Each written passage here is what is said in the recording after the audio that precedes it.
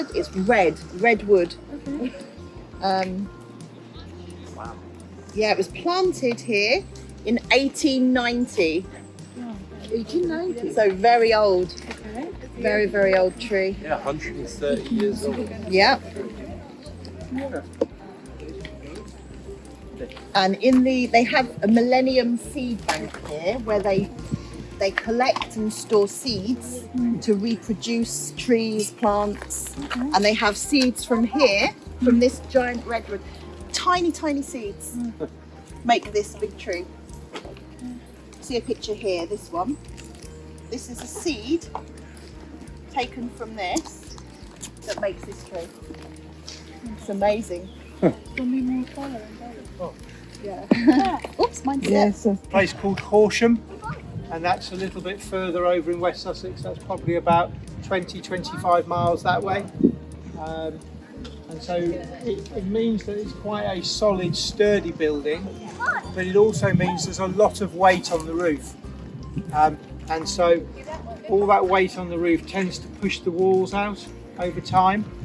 So several times in the building's history, they've had to take the roof off, pull the walls back in and fasten them together, and then put the roof back on to keep it stable. And that was partly what they did a few months ago or last year here. They were doing some remedial work on the walls and what have you.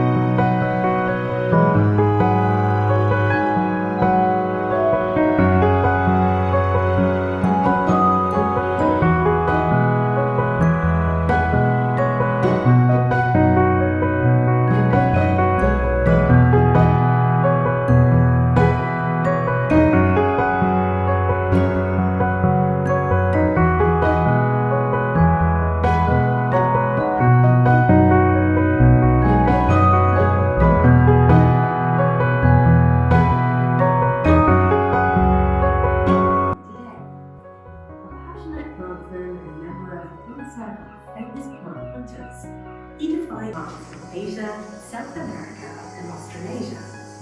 He introduced 3,000 in just 5 years. A meticulous map, later planted in geographical arrangements. It was a true botanic garden in the making.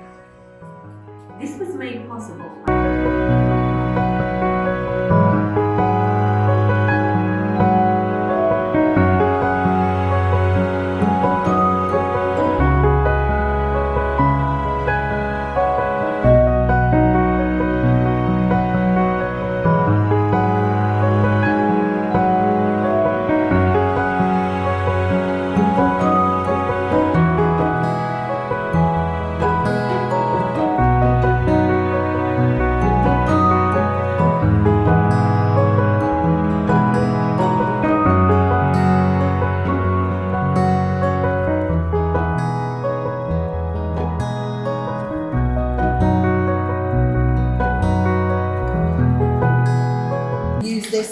listen to, you push the button and it tells you all about it.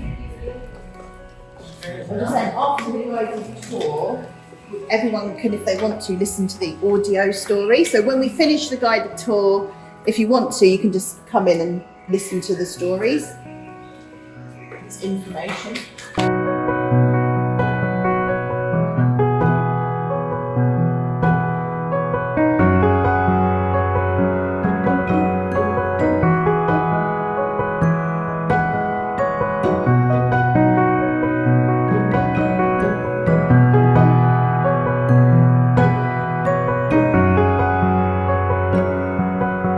Should be planted, links into carbon capture from the ground, so removing carbon from the air and securing it.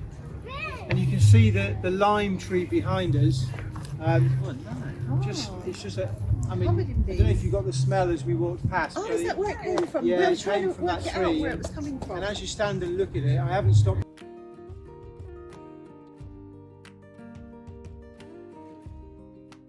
And if you touch it, you see it's got a really squidgy bark. That surprised me. Yeah, and the reason it's got that bark, that bark is like a protection for the tree. Yeah, so we learn a lot from plants, surprisingly, and we still continue to do. Under the branch here, can you see the leaves are different and there's a big ball of something in the tree? A nest? Can you see it just here, A nest? above me? Can you see that? Yeah? Oh, yeah. Does anybody know what that is? A nest. No. It's a plant. It's mistletoe, Oh, yeah. hence the romantic thing. So in the UK at Christmas, people hang mistletoe up, and it's an excuse if you can get a good-looking young lady under the mistletoe, you can give her a kiss. How is it growing under there? I so mean, how's it? It just grows on, uses the tree for support. It does pull a few nutrients from the tree. It's sort of a bit of a parasite. It's sort of, yeah. That's amazing. But they used to use it a lot in back in Celtic times for medicine and witchcraft and things. If you're a fan of Asterix, of course, you know you've got to cut a bit with your golden sickle that. to put in the magic potion. But maybe very few of us are Asterix fans. But there you are. It's worth going.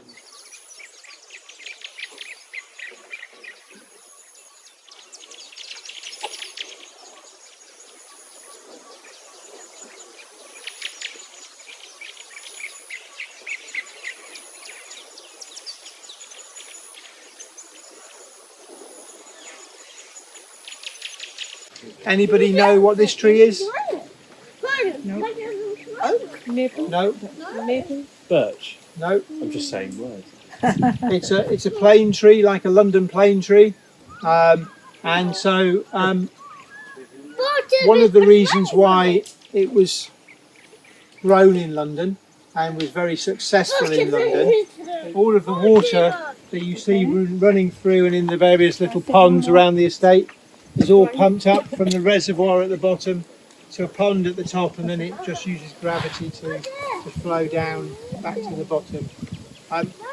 We won't go, we'll skirt around the edge of the slips because of the steps and the pushchair and the little one. So the trees on either side are magnolia trees. So in sort of March time there's lots of different flowers and they tend to be pink or white or yellow.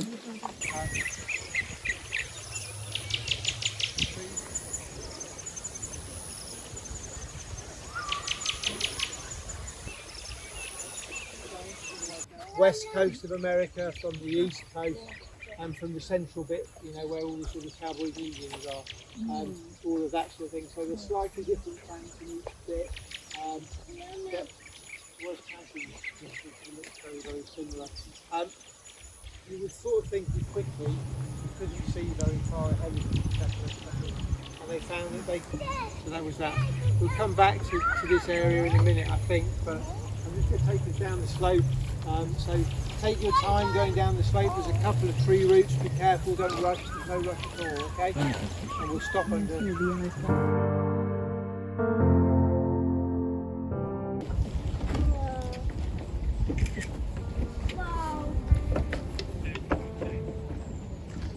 So from the from the viewpoint here, you can see down through. Standing here. They're going to open that up a little bit more and get the view down to the reservoir eventually. But you can see most of the bushes and the small trees in front of you are rhododendrons. So we've got a big collection of rhododendrons here, the third biggest in Europe.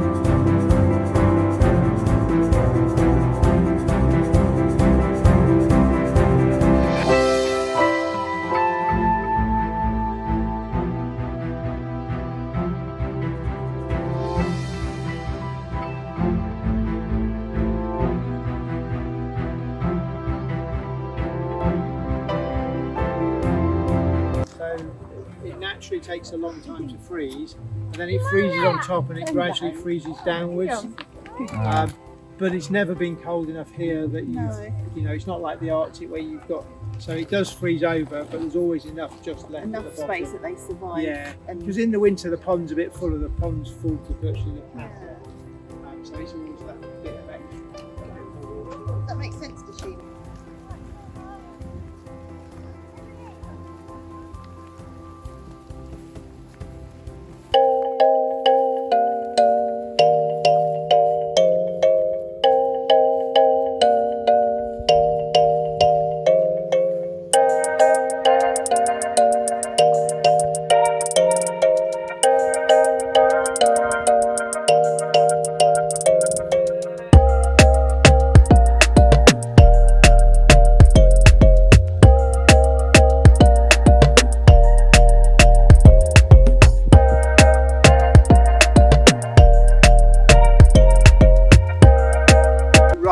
Or maybe it was yourself, they've got to get it right when they plant it, because they haven't got time to sort of mollycoddle, to look after the plant too much once it's in the ground.